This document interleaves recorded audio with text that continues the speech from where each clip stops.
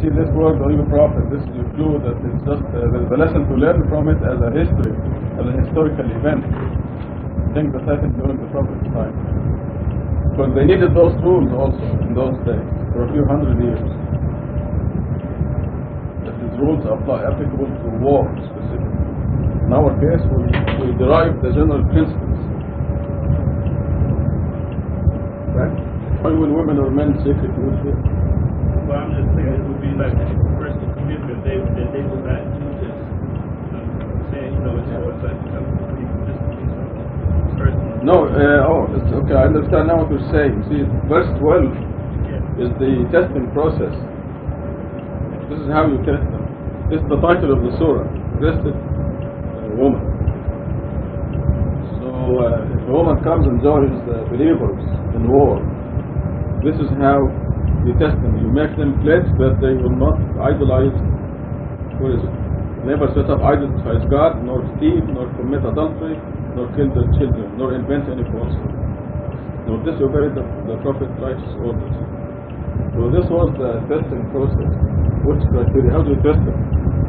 This is how you test it. Do you pledge you never set up idols beside God? Yes. Do you pledge you worship God alone? Yes. You pledge. So this is how we decide not to send them back to the disbelievers in the case of war. Philip? I'm glad you brought that up. This is a very important statement because it says, "Oh, you prophet." And as you know, the Sunnis claim that you must obey the Prophet, whatever he says.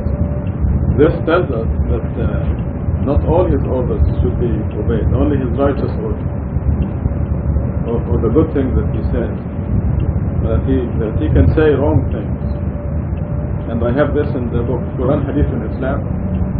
It is one of the strongest proofs against Hadith and Sunnah. Is that your question? Yes. Very good point. I wanted to test it, but unless it came out. It is Surah 61.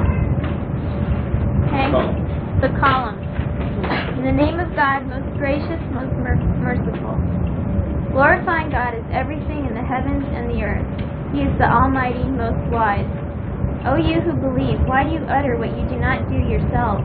It's like the invention of Hadith and the list of prohibitions that lies about God.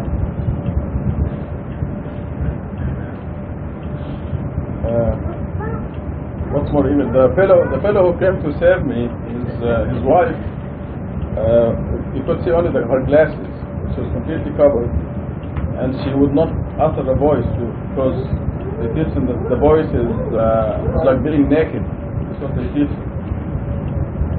So she just couldn't talk.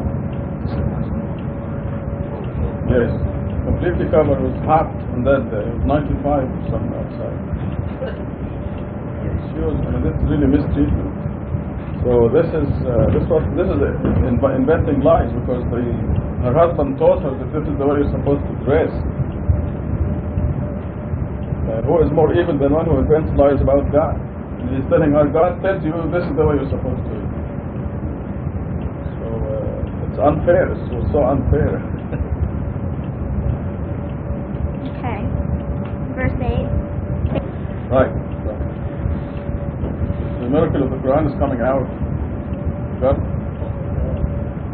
is mentioning the number 19, one of the greatest miracles in the Quran. And they can speak the language that the Quran was revealed in their own language. They can't see it. Yeah, they were stuck in the first letter of the Quran.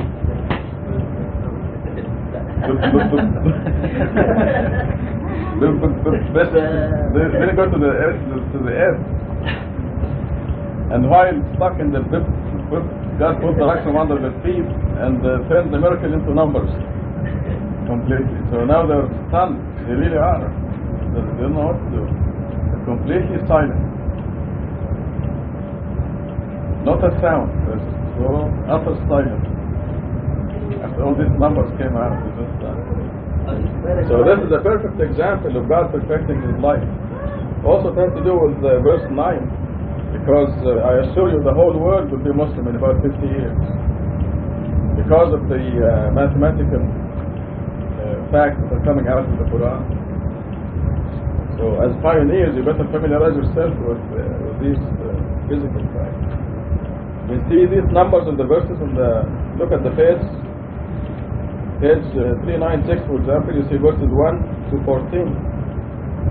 In one of the mathematical miracles of the Quran, you put these numbers 1, 2, 3 next to each other. Somewhere in the line, these numbers put next to each other at the complete number is the math of 19. The number of digits themselves is the math of 19. So these are the factors that will make Islam prevail over all religions. Just give the miracle 50 years and the whole world will be Muslim. True, I'm talking about true Muslims. And this journalist keeps writing that these are the true or right Muslims. She repeated it so many times in the newspaper. We didn't tell her that. She just did it on her own. No. She invented the name on her own. That's what she thinks to differentiate when it comes to that. And message. So there's a big difference there. So of course Muhammad is the messenger too. Yeah, but The prophet and the messenger. Yeah. But more important is that God didn't say whose name is Muhammad. right.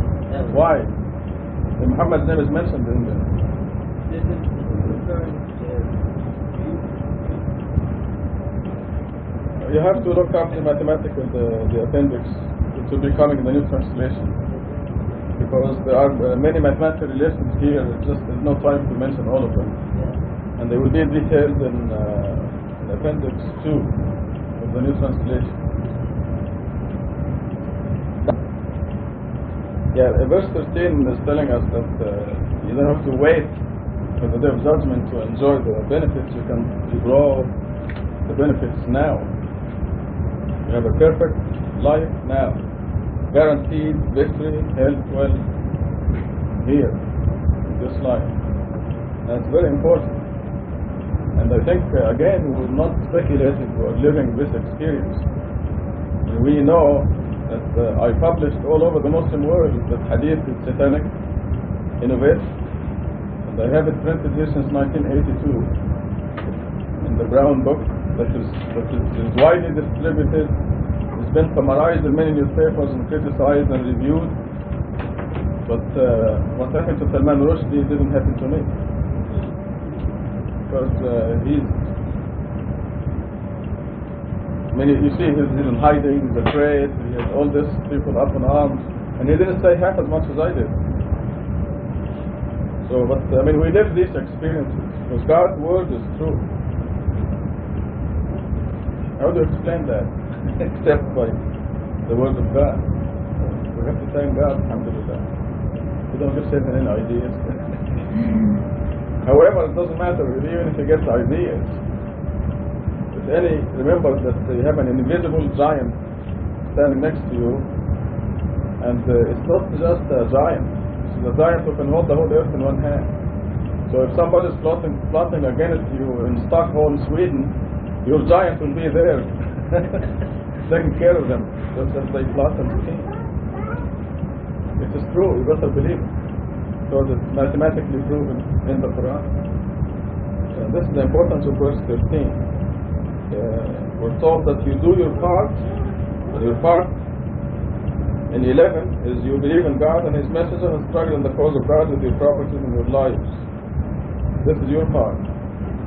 Getting up for the morning prayer before sunrise, this is striving. You devote yourself to God. That's your part. Now God's part is overwhelmingly far better than our part. God will give you eternal happiness, and then verse 13 telling you this begins here and now and forever. Back to that 14. Now that's what I'm talking about. That's what this verse is talking about. It happens automatically. All your resources, everything will be dedicated to God. What happened with Job was Satan said that if you take Job's properties, he will bless him against you. Job and Solomon are mentioned together as the two extremes of testing.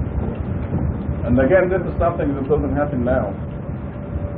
It's a new era, but it's an example of test and believing in God under all circumstances. being devoted to God under all circumstances. So striving with your life and your properties and the cause of God is something that happens automatically upon understanding who God is and why you are here and where the provisions come from. They belong to God anyway. Okay, so that was the show with life.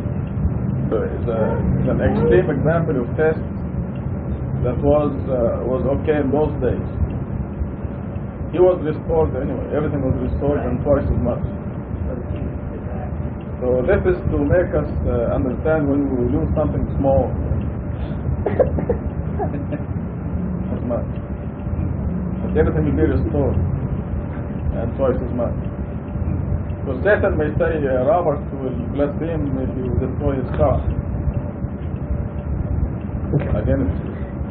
And God will tell Satan, okay, go take his RX-7, but you cannot touch him.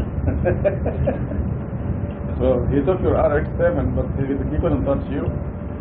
That was a miracle, by the way. I mean, Robert's car was put under a truck, and after he left the car, he wondered how he was alive in there. That was really miraculous, and this is a perfect example. So this is what happened to you is what happened to Job, and of course God gave you a better car later on. Yeah, and you think how it came to you? It has to be God who gave you that. So that's a perfect example. You like your new car better than the RX-7? See? It's exactly Job's story. Any other questions? Yeah. أعوذ بالله من الشيطان الرجيم. بسم الله الرحمن الرحيم. We seek refuge in God from the rejected devil. In the name of God, most gracious, most merciful. We are tonight, inshallah, it's going to be in Surah 87, entitled The Most High.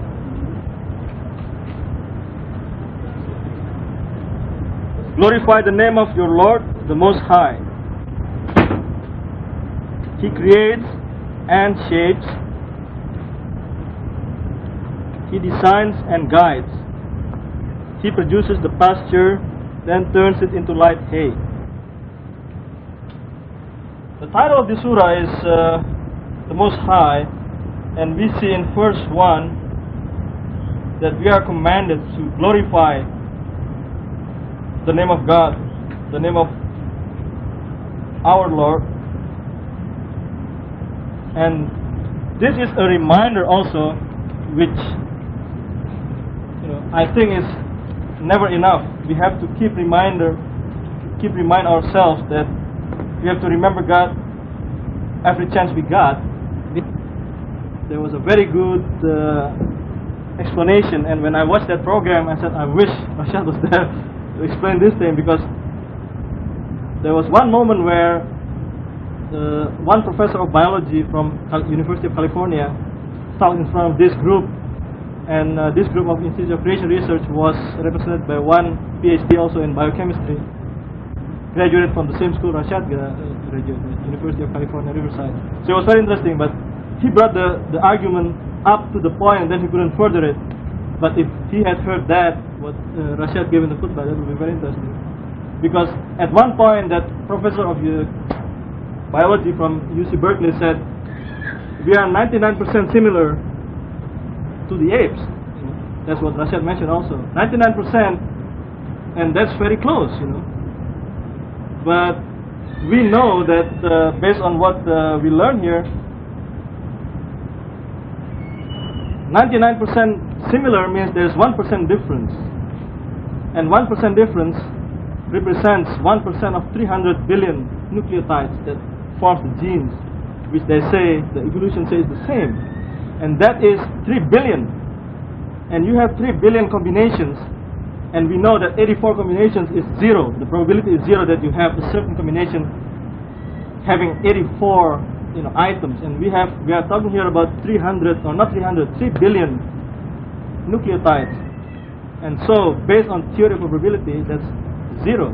But unfortunately in that program, this PhD from UC Riverside didn't say that. He just said, well, there's still a chance and this and that.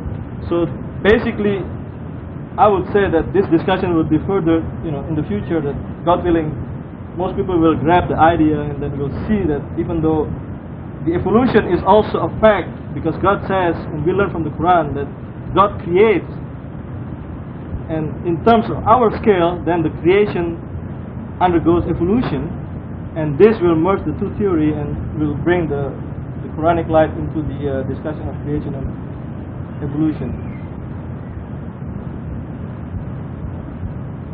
He creates and shapes. He shapes because God knows the need of every individual, every living being that He creates.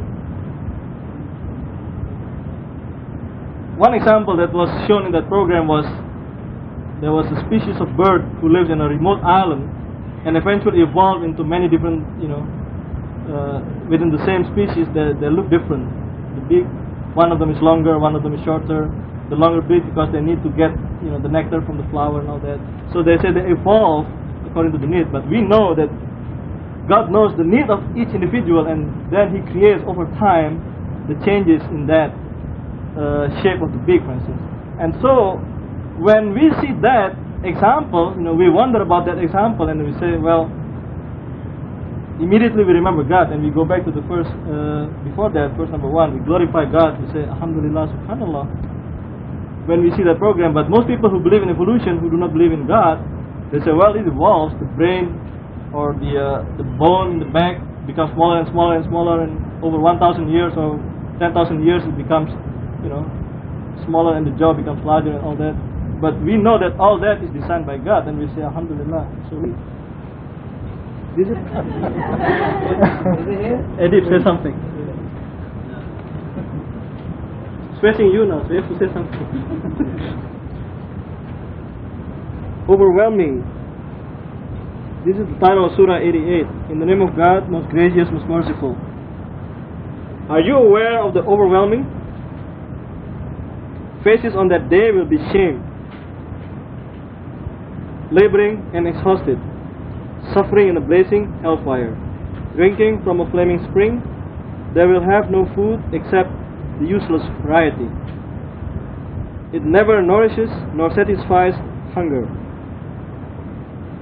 Other faces on that day will be full of joy, satisfied with their work in an exalted paradise. In it no nonsense is heard, in it a spring flows. In it luxurious furnishings and drinks made available, and pitchers in rows, and carpets throughout. Are you aware of the overwhelming? This is another word or terms that is used in the Quran to describe the Day of Judgment. We've seen in the previous surahs. I think we can go back, even though we have done it probably 2 weeks ago. I can quickly go back to Surah 82, 81. I think 81 and 82 started with the description of the on the Day of Judgment. 82 says, when the heavens is shattered, the planets are scattered, the oceans are exploded, the graves are opened. Every soul will find out what caused it to advance and what caused it to regress. Similar expression in Surah 81. When the sun is rolled, the stars are crashed into each other, the mountains are wiped out, the reproduction is halted, the beasts are summoned, the oceans are set aflame. These are all overwhelming. I mean, these are heavy events. And this will happen in front of everybody. In other words, there will be a real terror on that day. A real terror for most people. It's a real terror, except for the believers, because God said that He will send the angels to protect the believer from the event of that day. But this is the beginning of the day of eternity. So this is the day that will have no end. This is the day that will have, how would I say it? It's an eternal day, so there is no end to it. It started with all this destruction of the universe, as we know from all these verses I read from 81 and 82. What happened will be the implosion of the universe. Now we know the universe started with a big bang, and we are now still quote unquote explode. We are moving away from each other. I mean, we are in the same solar system, and and the solar system is part of the galaxy, but the galaxies are actually moving away from each other, because we are now still, if we think of a bubble of a balloon, we are riding in the skin of a balloon, and as the balloon is we blow into the balloon getting bigger and bigger, and every point in that surface is getting farther apart. On the Day of Judgment, the opposite will occur. Everything will come back as if somebody is pulling it, and will crash. We will crash into each other, and that's why the star crash and the sun is rolled and the planets disperse. Those are all the description of the overwhelming. Ocean explodes, or ocean is set aflame. I remember something that I read from a geology book recently, that in 1883, most of you probably have heard of Mount Krakatoa. It is actually a small mountain in the middle of a sea, really. But when it exploded in 1883, the whole caldera collapsed. And we know what a volcano is. Volcano is actually a plug to the hot magma chamber. So when a volcano forms, it really actually separates the magma chamber from the surface. So when that mountain exploded, the whole thing collapsed, and billions of tons of seawater come straight into the magma chamber, and the result is a tremendous explosion that was heard 5,000-6,000 miles and caused 3 years of winter in the northern hemisphere. It's a very tremendous occasion, and the Day of Judgment will be like God says the mountains are all wiped out, so it will be a Krakatoa on the grand scale. The whole universe is, we're talking about just the earth, but actually this is the whole universe. But verse 17, I was watching a program on television entitled Ship of the Desert. Some of you all may have seen it. I'd like to share some of the characteristics of the camel. It's fascinating. One of the reasons why people suffer or die in the sand or desert is because they can't step. You can't put your feet on anything solid. Every time you step, your feet, they just sink in the sand. So Allah constructed the shape of the camel's foot. So when he steps, his feet do not sink in the sand, but they actually lay on top of the sand a few seconds to give him the stability, or the animal the stability to walk. That's one attribute of the camel in terms of the shape of its feet. Another one is that during the sandstorm, a camel can close its nostrils, so no sand would breathe in its nose, and it has an alternative air source. So, here we are out here, we got these devil storms and sandstorms, and we're rolling up windows on cars, and all a camel does is this. Just keeps going, Without the fingers. Right, without the fingers. I mean, without fingers. And, sitting up, you can't help but say, alhamdulillah, watching this program is just incredible. And so it closes its nostrils. Everybody else is taking blankets and everything, covering themselves. Another one is that the hair on the body is primarily just a little hair over the top and right over the sacks to reflect some of the heat, to prevent the water from evaporating. So these are some of the characteristics. And now people have these Land Rovers. I mean, can you think of all of the mechanical engineers who were trying to design vehicles to go long distance over the deserts? And no one can design like Allah. Camel closes its nostrils, able to put its feet around and what have you. I thought I'd share it. It was fantastic watching that. I think there was another thing about it. Camel's milk. Mahmoud, Yeah, the milk, when the camel dehydrates, it takes about 57 days for the camel to be without water. Yeah, and when it dehydrates, every animal, like cows, for example, when they dehydrate, you take their milk. The milk is so salty and it's undrinkable after it dehydrates. But the camel's milk stays the same from the first day to the 57th day. The milk, the consistency of the water and nutrition, always the same. Also, they have when it dehydrates, all animals, when they dehydrate, if we take water, when we take fruit, the cell cannot hold all that water at the same time as the cell is gone. And you will die unless you take the water slowly. The camel can take 400 gallons of water, and the cells will come back perfectly the way they were, without going. It was amazing. Is everybody here? Back? No?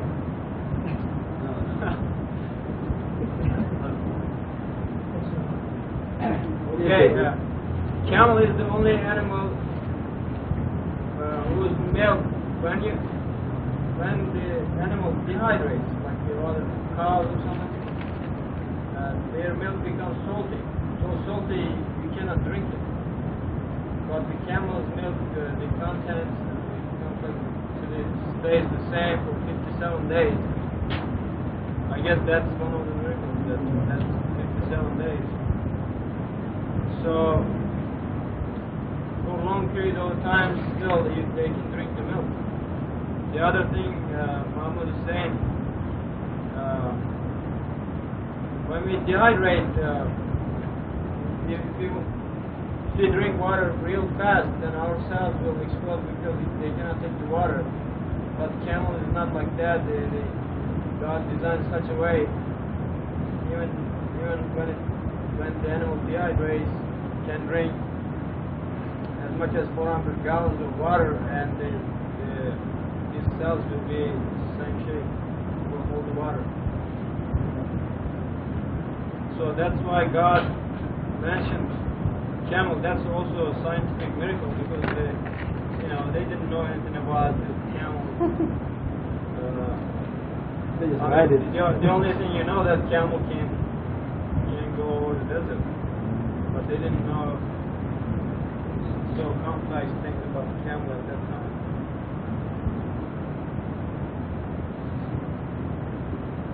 Any other comments? Edip, you have a comment?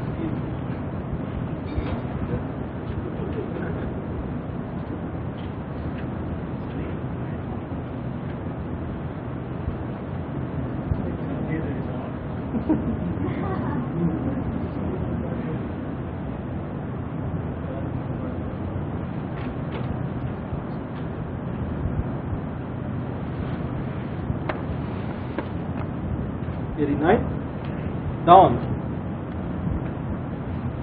In the name of God, most gracious, most merciful, by the dawn and the 10 nights, by the even and the odd, by the night as it passes, a profound oath for one who possesses intelligence.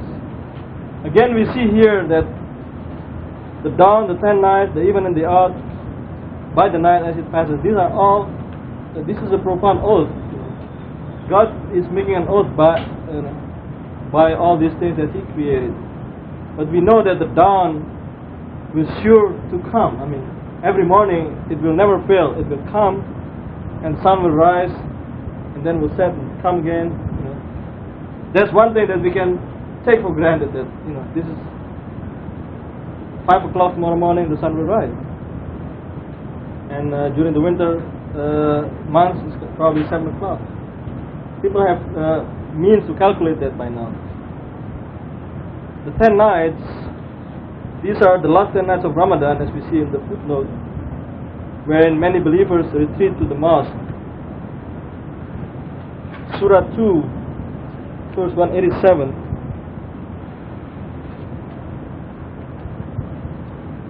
These are, in Surah Al-Baqarah, these are the verse that talks about the fasting that is instituted by God since Abraham, but then revised in the Quran to allow intercourse between the spouse during the night of Ramadan, except when one decides to return to the mosque during the last 10 days of Ramadan. So we know that the 10 nights is the last 10 nights of Ramadan. The even and the odd, we are talking here about mathematics, as we know. The proof that God has chosen to use to prove His word is through mathematics. Even and odd are numbers. We're talking about the numbers, and number 19 is the number that proves that the Quran is the word of God. And therefore, the oath by this even and the odd, these are all numbers that constitute mathematical structure and composition of the Quran. Indeed, this is an awesome oath by the night as it passes.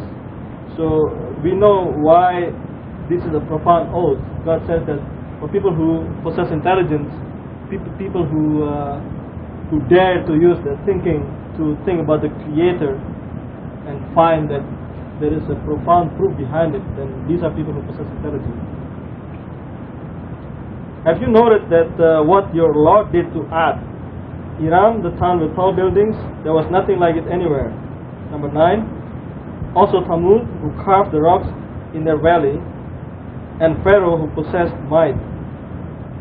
They all transgressed in the land, they spread evil throughout. Consequently, your Lord poured upon them a whipping retribution. Your Lord is ever watchful. 15, when the human being is tested by his Lord through blessings and joy, he says, my Lord is generous towards me. But if he tests him through reduction in provisions, he says, my Lord is humiliating me. Wrong. It is you who brought it on yourself by not regarding the orphans and not advocating charity towards the poor. 19, and consuming the inheritance of helpless orphans and loving the money too much. So we've seen here the history of the previous generations, what they did and what the consequences that they received from God. One thing that is interesting to me is Pharaoh is mentioned in the Quran many times, but I think, I haven't done serious research on this, but I think Ad and Thamud is mentioned very often. Almost, every time there is a mention of the previous generation, there's Ad and Thamud. And we also know, for instance, Sodom and Gomorrah, the people of Lot, they also mentioned in the Quran, but not as often. And I used to wonder about that, and I see that probably, what we see around us happening, tornado, flood, or these are all that happens to the people of Ad and Thamud, earthquakes, something that happens very often that most people don't think anymore as God's retribution. They think this is a natural phenomenon. People don't see the parting of the Red Sea anymore, or the city turned upside down. But people see tornadoes, people see floods, earthquakes, and I wonder whether that is probably connected to why Ad and Thamud is mentioned more often than others. Because these are something that, to us, it is the action of God, and things that happens not without any cause. There is whether that is probably connected to why Ad and Thamud is mentioned more often than others. Because these are something that, to us, it is the action of God, and things that happens not without any cause. There is something behind it. Why the earthquake happens in the place where the majority of people are idol worshippers. I mean, people who are killed in the earthquakes, if we record, the number of earthquakes, I have a book, how many people killed in this earthquake, in that place. Either they don't believe in God or they are idol worshippers. So that seems to me a reminder that, don't take it for granted. This is a punishment from God. Most people don't believe it, but it is. Also tornadoes and these are things that happen to Ad and Thamud.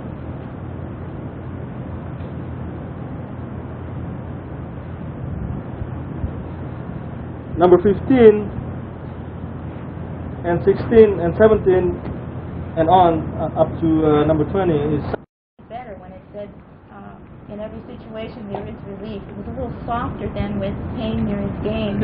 However, I think that's the effect of the gymnasium. Yes, no pain, no gain. They have a big sign there. In every corner, everywhere you look, no pain, no gain. So I can see it now. It affected me. I'll always, I have to confess, think of it as with difficulty there is Happens to be true though.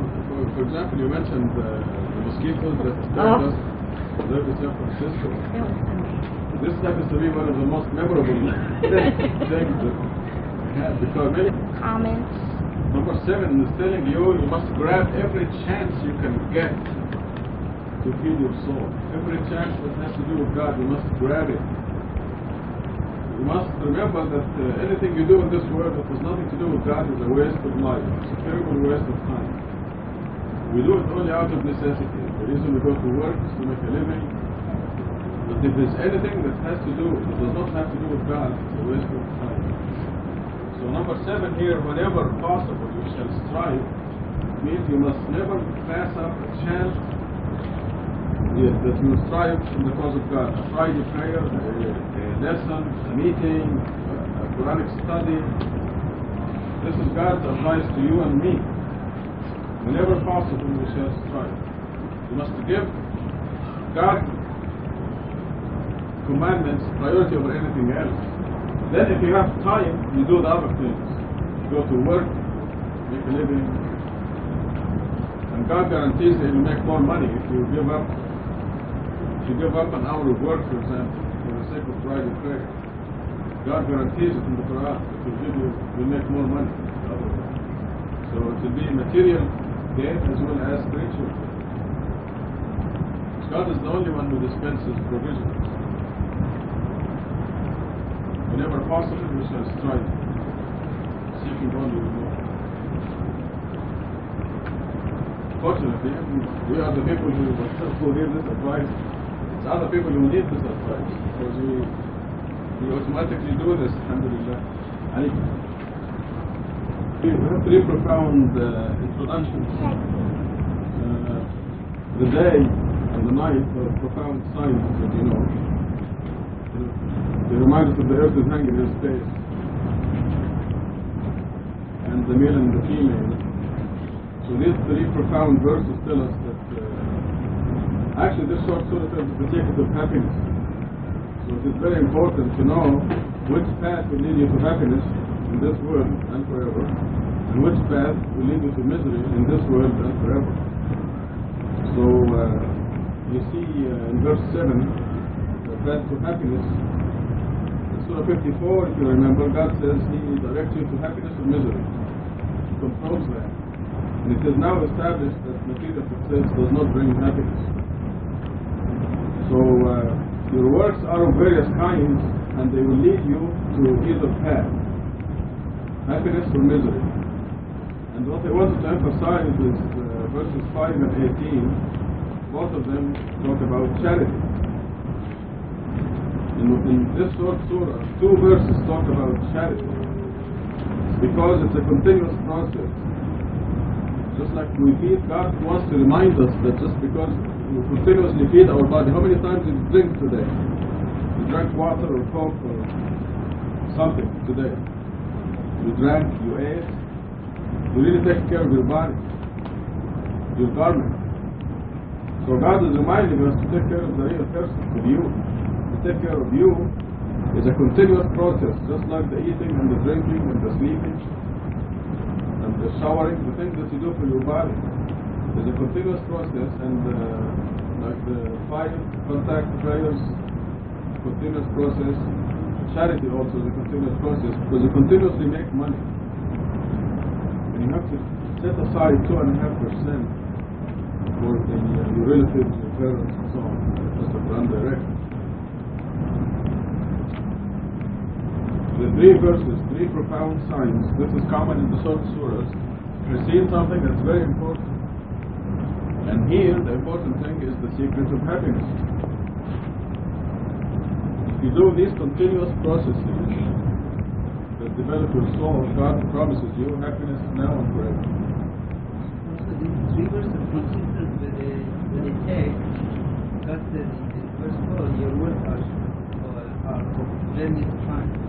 Yes, because if something from our life, they look like, and then you are the hereafter, some other thing. Why God didn't speak about I keep repeating, so I remind myself. I need to remind myself not to be lax in doing it. So every time you receive money, you just have to cut out 200%. It's a very good investment. But the reason God repeats it is because God knows that we tend to forget or neglect to do it. We see need to do the 5 daily prayers easily. Charity is something that you can forget because you get involved in spending before you know it, your money's gone. You didn't set aside the 2.5%.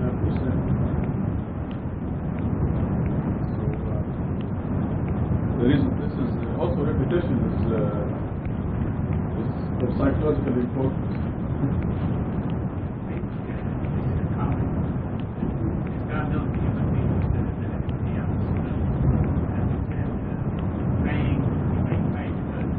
Circumstances. Yeah. There are times when able-bodied people with perfect qualifications somehow they just go weeks, maybe months without a job. They just don't seem to be able to.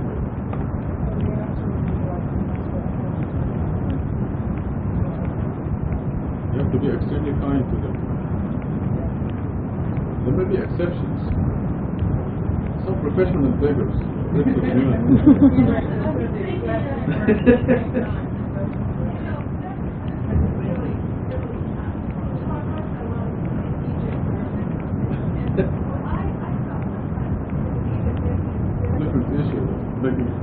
You have to use discretion, but remember you cannot be suspicious. You have to know.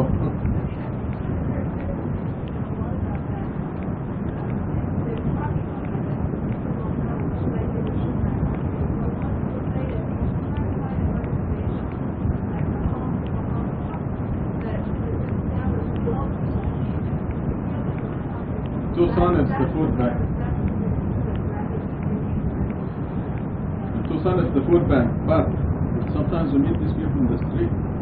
They come to your door. You have to act.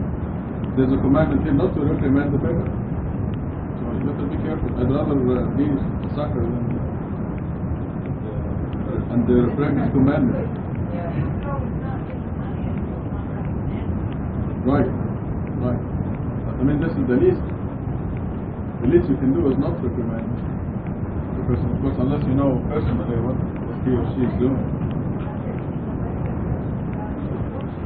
You have to start with your surroundings. You have to start with your parents, your relatives, and if there's somebody here at the mosque that needs it, that will be take priority over a children's organization. Probably takes a lot of money from United Way, and they have a lot of professionals living off of that too.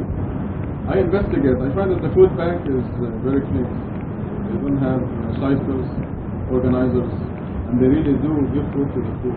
So this is.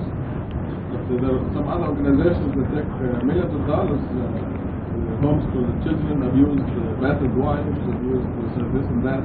United Way pays the millions of dollars, and there are organizers and administrators who take up to 90% of that money goes to the administrator. So you're paying salaries.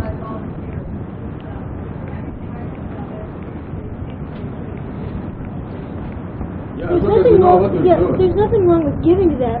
You don't use it as like over and above zakat to any of those things. Because I give to a lot of animal organizations, but I don't count that as zakat. Yeah, but the system of the Quran is you start with your own family, and then you go further and further. The priorities are set in the Quran. Best.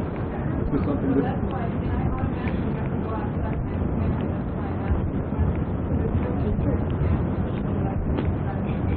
This is your family.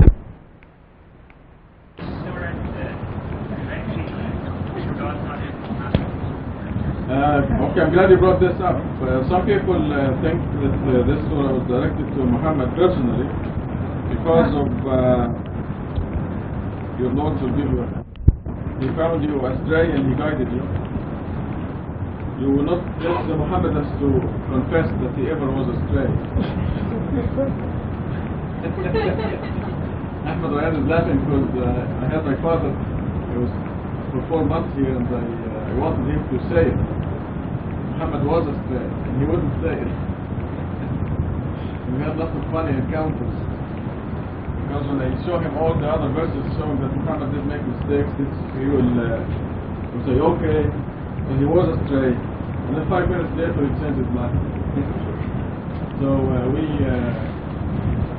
the way he said, "Okay, he was astray," that became something with me that's laugh every time I remember. But anyway, he found you, and they will not agree that he was a slave. So I chose to make the translation general. He found you poor and he made you rich. Because it's applicable to everybody. If they want to apply it, ironically most of them, almost all of them apply it to Muhammad, but they will not accept verse 7. In almost all the tafsirs and interpretations, they attribute this surah as if God is talking to Muhammad only. They misinterpret this verse 7, a problem, a very big problem for them, because their idol become before prophethood astray. And then they want to interpret, one of the most famous interpretation is, when he was child, he lost his way, and God showed him his way. What does it say here? Well, that's exactly what you said. It says that he was poor and God made him rich. That's exactly what you say. وَوَجَدَكَ ضَالًّا فَهَدَى.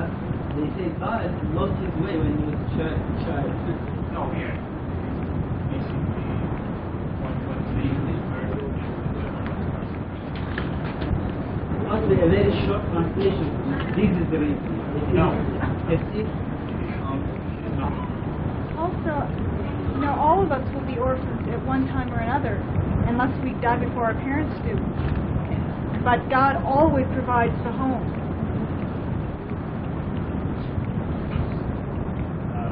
You can't apply to everyone.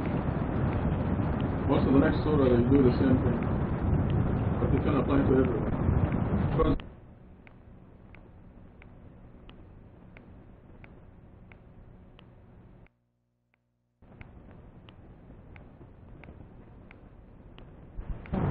we were excitable and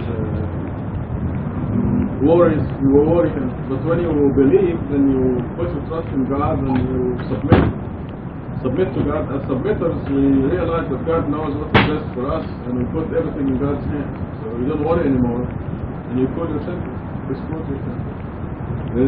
You find that it is not worth it to get angry. There's nothing in this world that is worth getting angry at.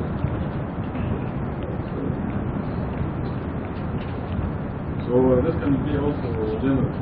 So we go to Catherine in Surah 94.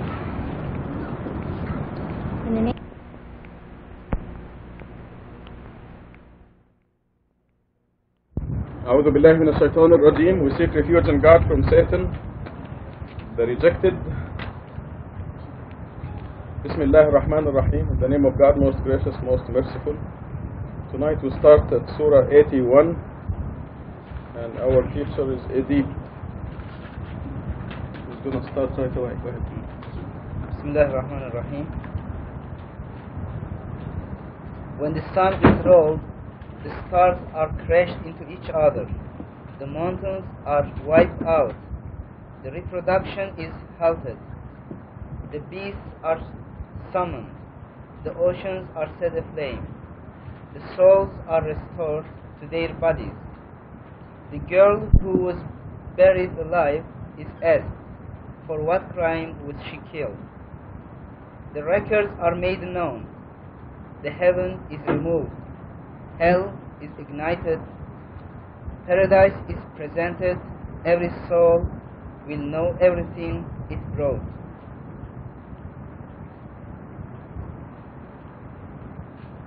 Here, there is a general description of end of the world and resurrection, but I think there is no a sequence between these events.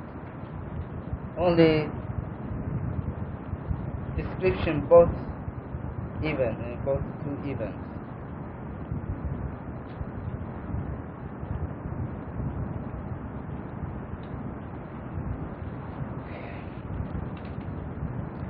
God messenger of the covenant, I solemnly... You don't explain the stars crashing into each other. We can read it. Yes, I know, but it is so obvious. What can I say? The mountains are wiped out? Yes, because obvious. The harmony, yes. The system will be collapsed, and there will be no gravitation, there will be no any system, and everything will collapse, will catch each other. And this is a description of end of the world. Very obvious. So there will be an implosion. What? There will be an implosion. That sounds like it. The stars will crash into each other.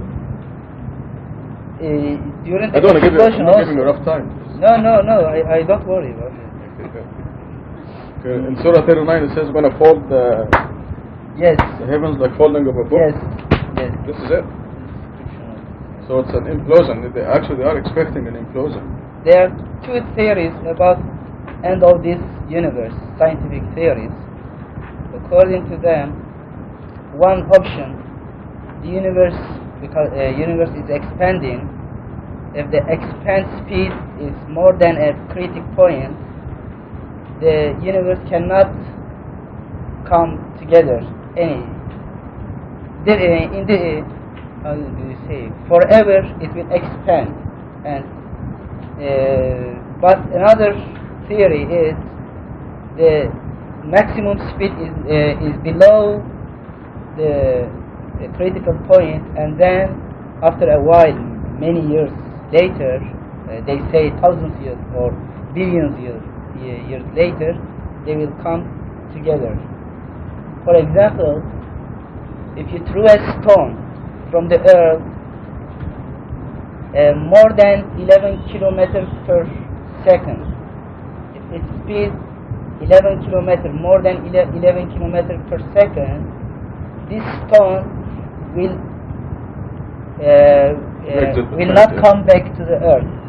But if the speed of the stone less than 11 kilometers per second, it will come back many kilometers later. It will stop and then will fall on the earth. This is a gravity law. And now from Quran we understand, we know that the second theory will occur. This theory is called as what is the opposite of open? Implode. Yes, universe theory. But what is the Quran's theory? Quran theory is implosion. They will come together like the paper of the book. And yes, this is the description of implosion. And why will it happen? Creation where explosion. What? Why will the implosion happen? Because God will say be, and it will be. No. It's not just that. Anybody wants to kitchen? Yeah? Emily? God will come. Yes, there you go.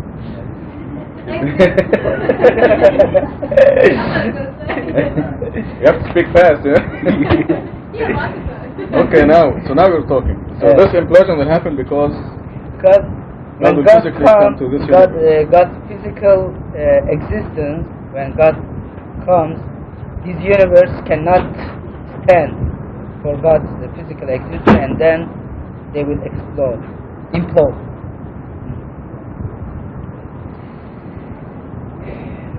Do you have any question about this part? If you ask, we can explain. But well, it's like pulling teeth, you know. It's got the information there, but you have to pull it out. Yes. So do ask him questions. I have a question. What about verses 8 and 9? The girl who was buried alive is asked for what crime was she killed. From Quran we learn that Arabs, they were humiliating women, and they were not glad with the girls when they see girls as a baby. They didn't want girls, and they were killing them. And this was a very great crime, offense. And also now we can see the extension of this understanding. In many places in the world, girls are also the second class of human being. And I think killing of girls was because of economy. The boys, when they become adults, they could gain money, or they could work, but girls that time they couldn't do, and this was one of the reasons.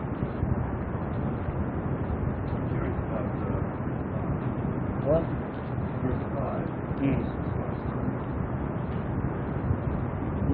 Some the beasts are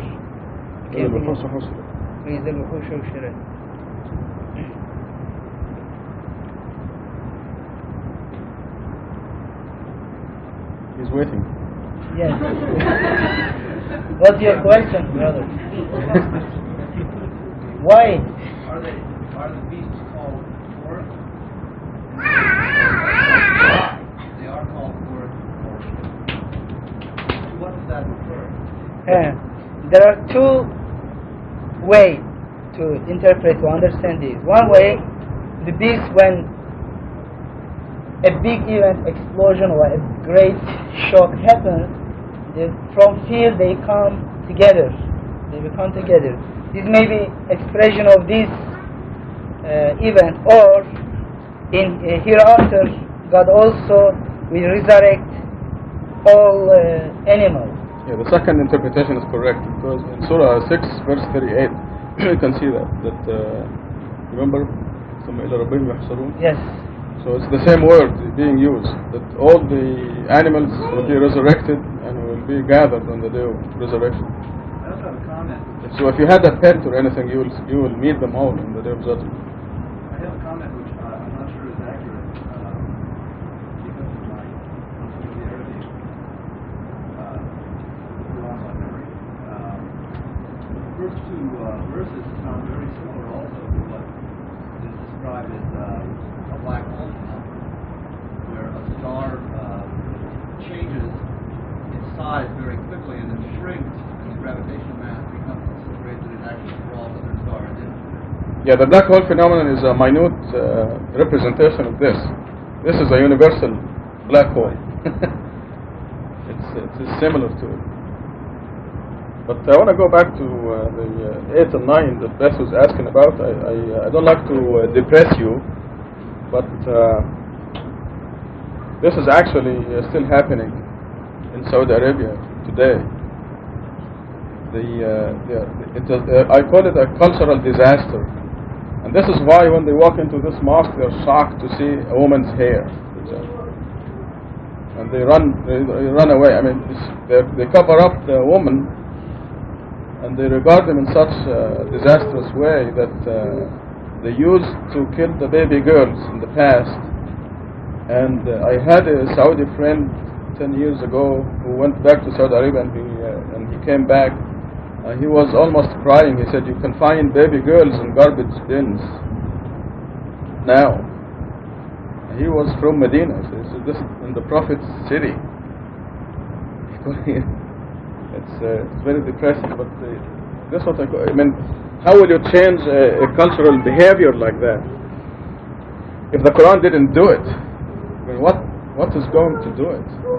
But this will make you understand why they are shocked when they walk in here, and they make up stories like in Mescid Tucson'a the men and the women pray side by side, which is not true. And they make up things like the women lead the prayer at Mescid Tucson'a. It's just they have this severe complex that even today this thing is happening. They don't have accurate records of pregnancies or even births in Saudi Arabia. So this is why it is significant that it is mentioned in this surah and mentioned in other places in the Quran. The girl who was buried alive was asked, for what crime was she killed? And of course the hint is for those who commit this horrendous crime. It's a demonstration of stupidity.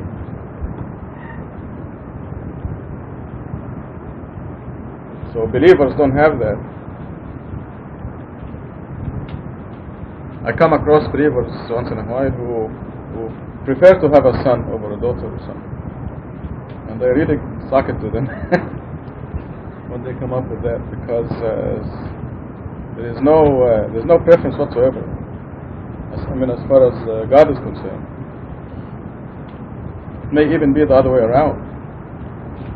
In fact, there are sayings, I think here in the States, maybe in other countries also, that say what the girl brings a son, but the son is taken away by his wife, some to that effect. Right, something like that. I've heard it in different ways, said in different ways. So,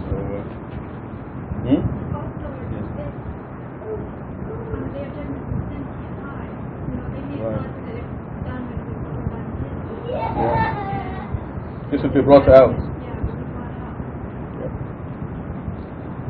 It's such a horrendous crime that the Quran gives it a lot of attention. It also reflects the kind of mentality that exists there, even now. Any comments, Lisa?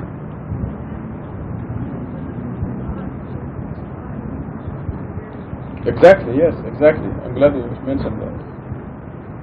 Yeah, even the women who survived are actually buried alive. The way they demand that they're covered up in this way.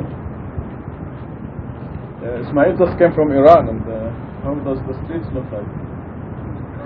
The ladies, they have to be covered up. How is the society in general accepted? Is there any kind of rebellion among some people? There are some rebellion, but they kill and say the government is true. Is it a widespread rebellion? Limited to the people? Are the people accepting it? Like, let's take the ladies who used to walk in the street in European clothes. Now they have to cover up in this black stuff. So they're forced, because otherwise they'll be killed. So did you hear over there? Ismail says that there is rebellion against this forced dress in Iran, but they can do nothing about it. If they speak up, they'll be killed. So it is terrible oppression. This is a form of burial. You're being buried alive. What's her name? 60 Minutes. What's her name? Diane Sawyer. Diane Sawyer went to Iran, and she had to, before the plane landed in Iran, she had to cover up her head, and she made a big deal out of this. And it's a double standard. Go ahead.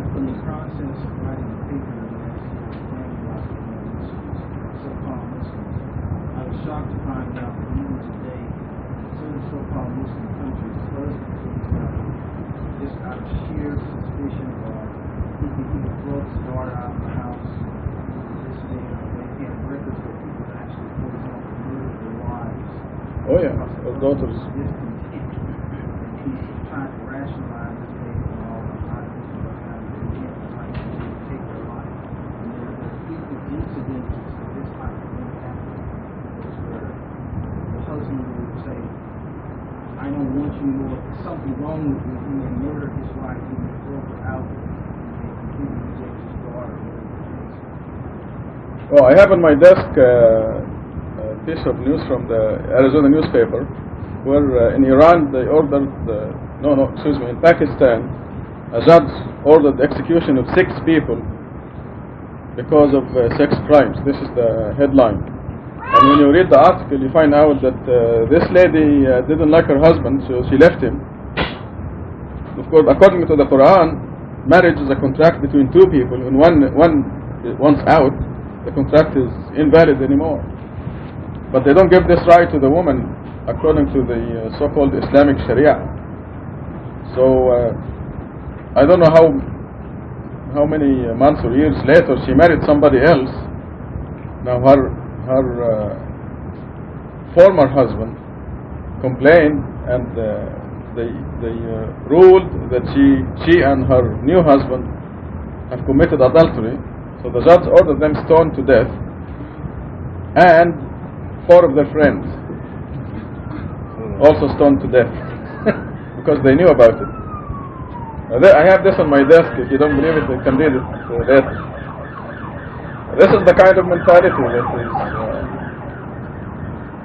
where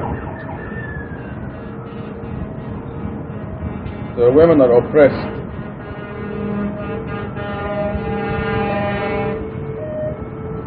And we read in Surah 28 that God feels for the oppressed, and He makes it up to them. According to Hadith and Sunnah, the majority of inhabitants of hell are women. But I'm convinced that the opposite is true, because of the oppression that they undergo. When I served in Saudi Arabia for the United Nations, I came across a daily program where people send messages, and most of these messages were from women. I'm telling you, I cried. I actually cried listening to that program. Because a typical story will be a woman whose husband disappeared for 6 months or a year. She doesn't know where he is. She's grounded in the apartment or the house or the place that's assigned for her. And her in-laws bring whatever food or whatever that keeps her alive. She never leaves the place. It's just like a prison. And this is a typical story. And she's asking for help. Obviously she snuck out a letter to that radio program. So it is a tragic situation, and I guess abandoning the Quran is one of the reasons for this happening. Any other comments or questions? I just want you to know what is happening over there, so we can thank God for the freedom we have here and the ability to practice the Quran. Edip, back to Edip. Verse 15. Yes, verse 15. God's messenger of the covenant. I solemnly swear by the galaxies, precisely running in their orbits, by the night as it falls, and the morning as it breathes.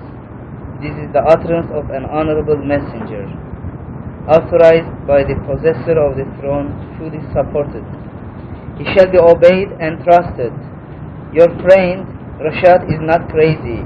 He saw him at the high horizon. He is not holding back any news. It is not the talk of a rejected devil. Now then, where will you go? This is a message to all the people, for those who wish to go straight. Whatever you will is in accordance with the will of God, Lord of the universe.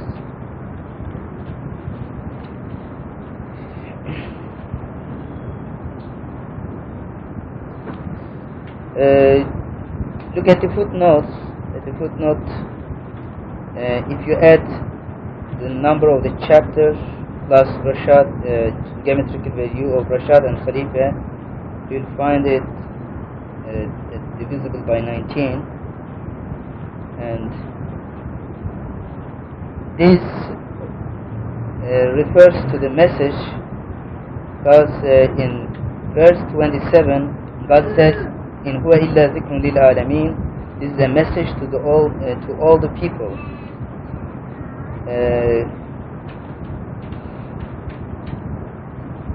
And it describes Reşad's experience how many years ago? It was 20 years ago, in 1971, when he was in Medina, in Mecca. He had an experience, a visual experience, and this is a description of this event. I think if you refer to this Appendix 2, page 643. In Appendix 2, there is a reference you have now.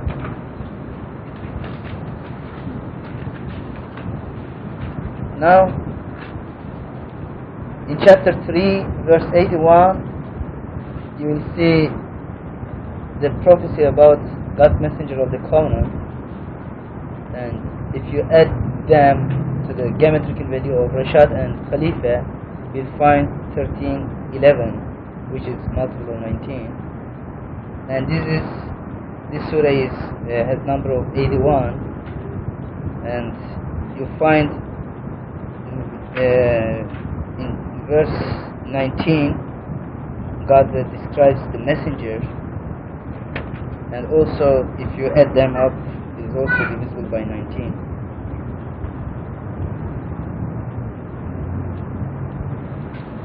This is of course very embarrassing to me, but I can't afford to hold back any of this. It's mainly for the future generation. Our generation may not be able to stand this kind of news. As for our people, God snuck it on us gradually, very slowly, so we were able to stand it. But it really is an awesome responsibility. I want to read with you page 643, Y81. I want to spare Edip the shyness. Verse 81 and Surah 81. Number 16 here says, God's message of the covenant is prophesied in verse 81 of Surah 3.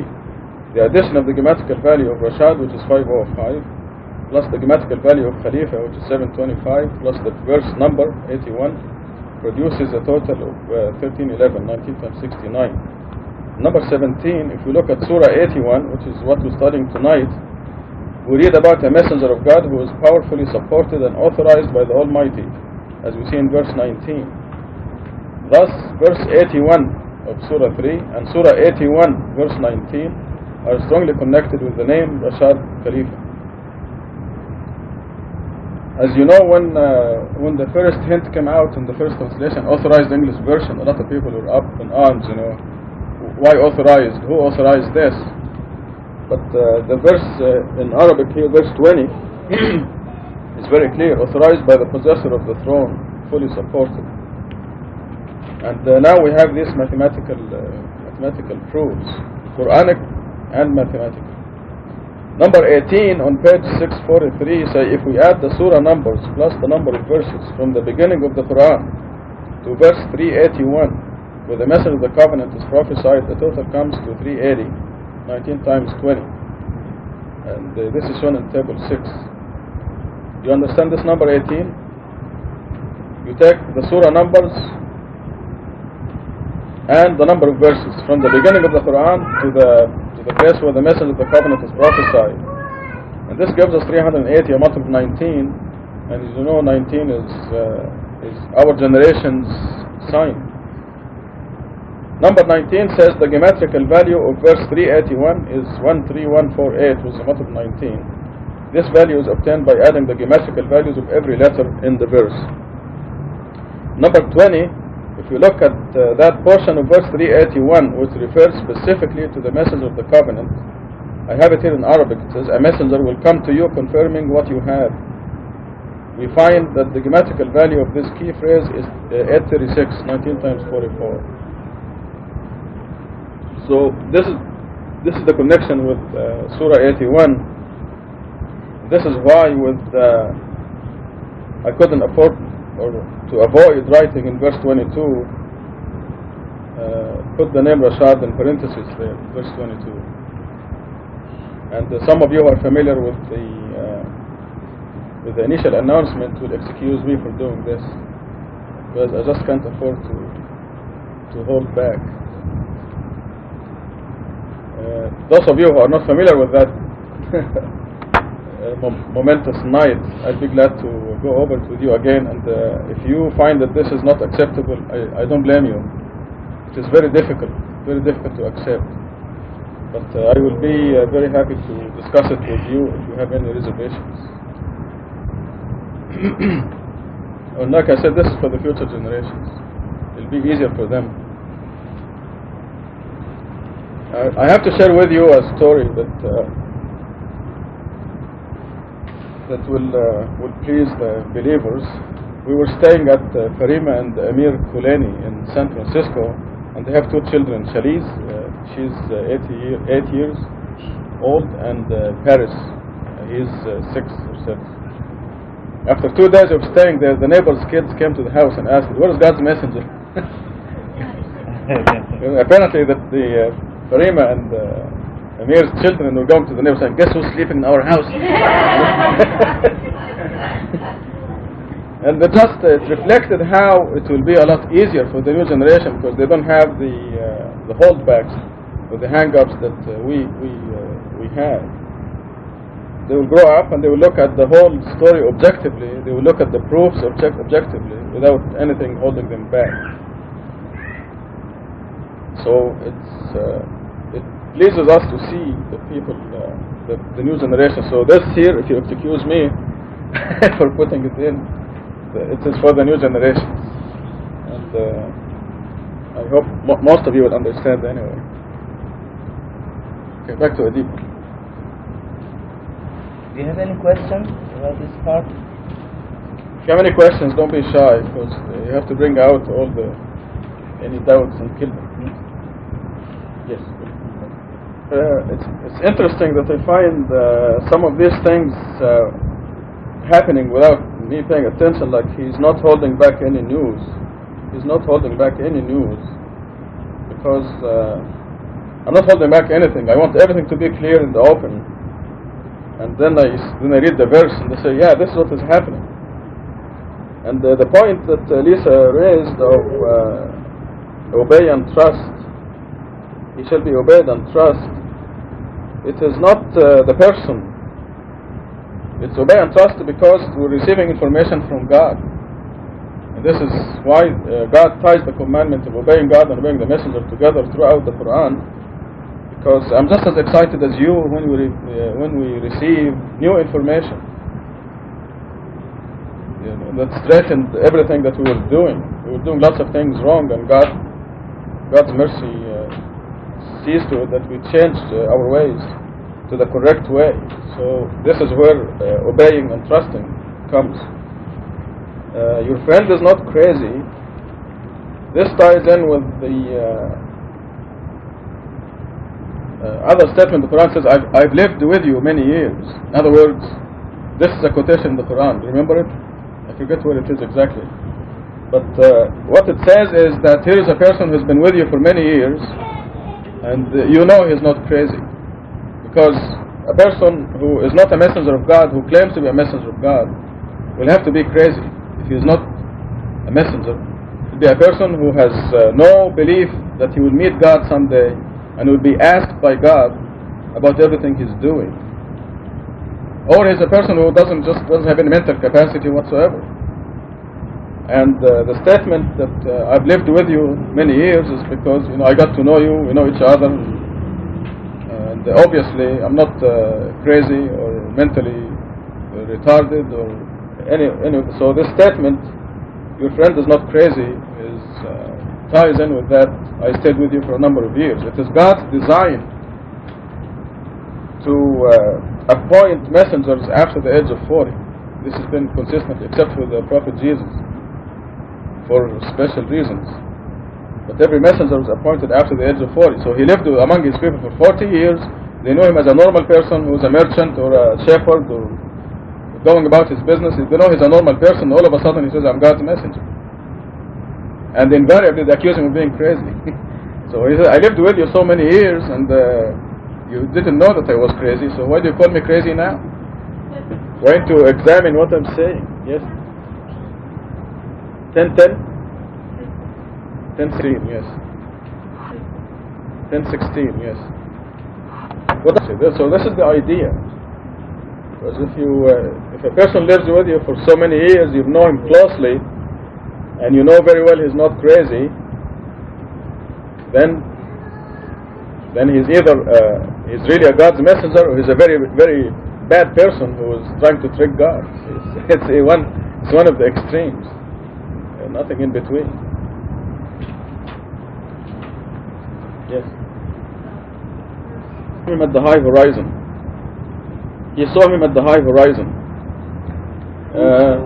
The footnote 8123 says Reşad Halife was summoned to the high horizon as detailed in Appendix 2. And this has to do with the fact that I was summoned, and I was passive at the time, but all the prophets fulfilled their covenant, which is recognizing, acknowledging, supporting, and believing in the message of the covenant. Yes, it was on the high horizon. Exactly where I don't know, but it was out of this universe. It was in the place where the souls are, or chances are, it's in the seventh or the first universe. If you consider ours the seventh universe, that fulfillment of the covenant occurred in the first universe. And in the last conference, as you know, I shared it with you in detail, and I'm glad to share it with anybody in detail at any time. But most of you know, those of you who don't know it, I'll be glad to share it with you again. But briefly, I was summoned to the first universe. I sat in a place, and all the prophets, one by one, acknowledged me as God's message of the covenant. I was told they were all the prophets. I was not given the identity of any of them except Ibrahim, because of his resemblance to my own family. I was taken aback by this man who looks like us, my uncles, my father, and I was told there was no speaking at all, but mentally I was told this is Abraham. Other than that, I was told that these are all the prophets. That they included Noah, Jesus, Moses, David, Solomon, all of them. So this is what 23 refers to. If you read the appendix 2, it will give you these details. All I meant was the thing about the time horizon. What I know about evolution, I understand that's what it's referred to. I just was asking you what about that. Yeah. Where are the prophets now? For example. And see what happens. When I take it to the babysitter, take it to the babysitter. Go ahead. It'll be alright then.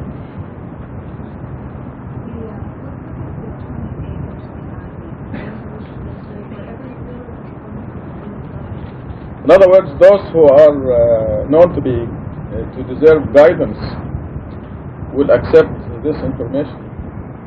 The people who are willed by God to be guided. Does this make sense, Martha? Should be clear. So this is a message to all the people, for those who wish to go straight. You know, when you pray every day, you say, "Ihdina as-sirat al-mustaqim." Guide us in the straight path, or the right path. So those who wish to go straight will accept this heavy information. This is very heavy information.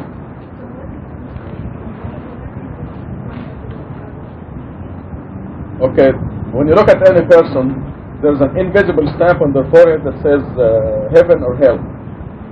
Okay, the person who stamped hell on the forehead, there is nothing you can do to guide them. And the people who are stamped heaven, God knows, only God knows who is going to heaven and who is going to hell.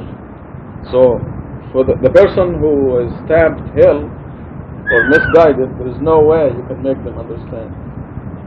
The person who is stamped in heaven would see this and would accept it right away. They will see that there is nothing wrong with it. It is in accordance with the Quran. There is sufficient proof. They may hold their judgment for a while until they examine the evidence and so on. The you here is referring to those who wish to go straight? No, it refers to you and me and anybody.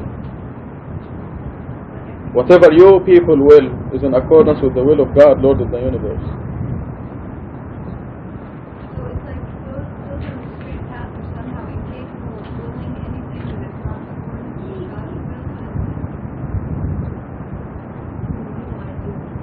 No, it is not new idea. We always talked about it, that when we are born, God knows already the people who did not side with Satan during that great feud. They didn't really side with Satan. Remember the khutbah, my last khutbah, about the two arrows? Okay, there's some people who went along with the crowd, but in their heart, they did not side with Satan. So these people deserve to be guided. They deserve to be redeemed. And they are put in circumstances that bring them in touch with this message, for example. When they are born, they are assigned to a certain house, certain parents, to grow up under certain circumstances, and then the result will be that they are guided, because they deserve to be guided.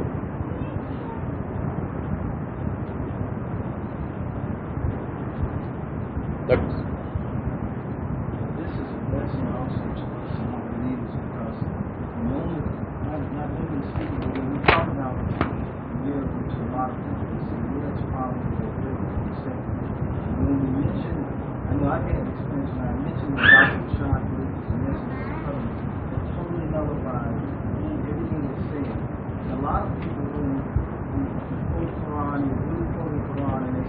where does this explanation come from? You say that God is sent the messenger. Well, they immediately accuse you of worshiping the messenger. All of a sudden, you need to hang on to someone you can't think on your own. So this is both a protection and a mercy for the people who are also guided. Because one of the strategies of the atheist and unbelievers is to tell you that you are incapable of standing up on your own. You need someone else. And the authorization and the sign removes a doubt from the hearts of the elite. You know that the motivation and incentive is from God to receive God's message. And it's just striking. It's an obstacle. It's an obstacle for the misguided.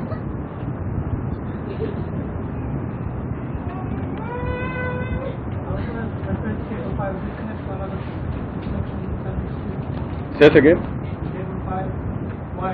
Yeah, table 5 must be. No, before it. Yeah, it's from the previous page. Must be 15. This copy is just dealing with the number 81 because this is Surah 81.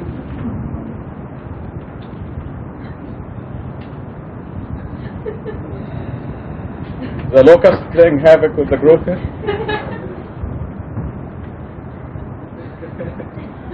Who will be the lucky person? Yes. Now Douglas said that this is lucky for us because actually we have no idea how lucky our generation is. Because this puts us in a place where we can belong with the elite of the elite.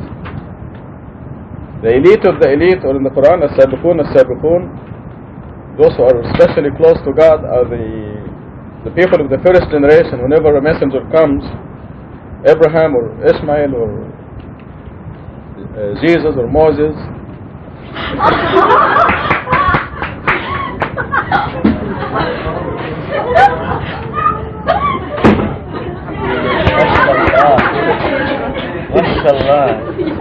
he's going to fly around and hit everybody.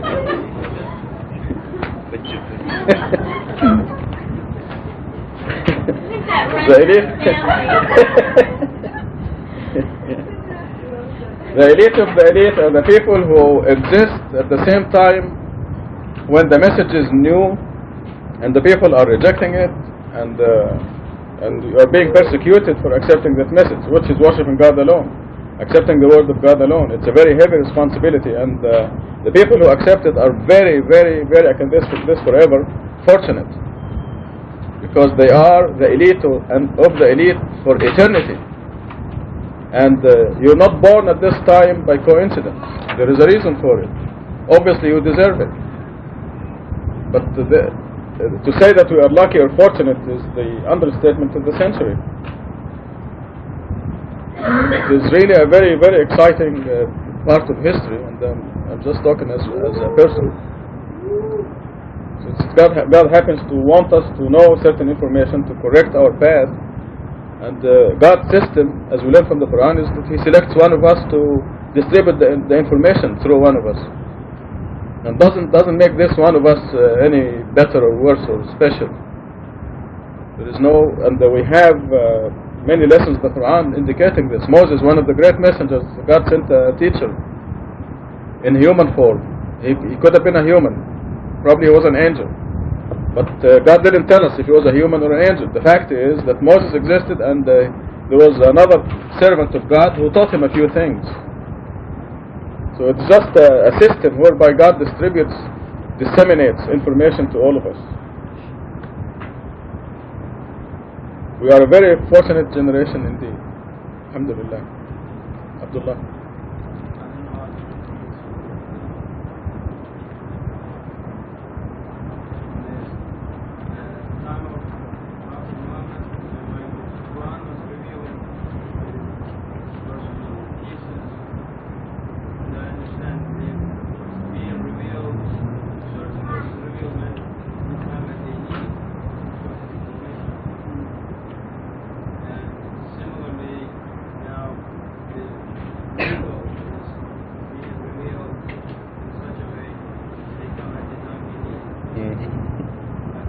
I think we lived these very exciting times, and we've seen how the information comes as we needed it at the right time. When before printing the Quran, we were working on the appendix about the two false verses, and Mahmoud Habib and Abdullah Harik and Ismail Barakat and Feroz Karmali and Gatut were coming with information. There was just pouring information coming.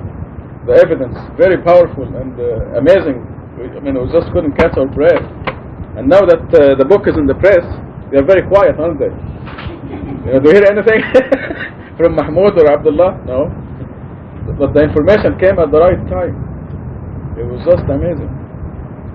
I mean, I will start the computer and I will be working on this subject, and they will walk in with the information as I'm just about to put my fingers on the keyboard to type. This is what Abdullah is talking about. Information comes as we need it. And this is why we're so positive about God's signs. We don't have doubts.